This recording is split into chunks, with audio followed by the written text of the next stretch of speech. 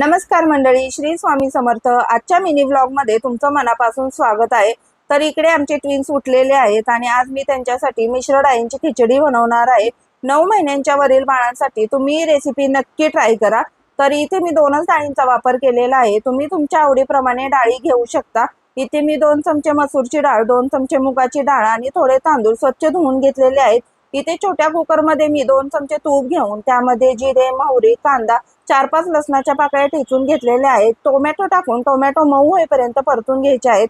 कढीपत्ता, कोथिंबीर आणि स्वच्छ धुवून घेतलेले डाळ तांदूळ टाकून छान असं परतून घ्यायचं आहे।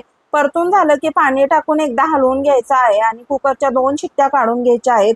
तुम्ही ही रेसिपी नक्की ट्राय करा। मी माझ्या बाळांना ही खिचडी नेहमी देत असते। तुम्ही सुद्धा तुमच्या बाळासाठी ही रेसिपी नक्की ट्राय करा। ही रेसिपी तुम्हाला कशी वाटली कमेंट करून नक्की सांगा आणि आवडल्यास लाईक करा, कमेंट करा, शेअर करा आणि सबस्क्राईब करायला विसरू नका। धन्यवाद।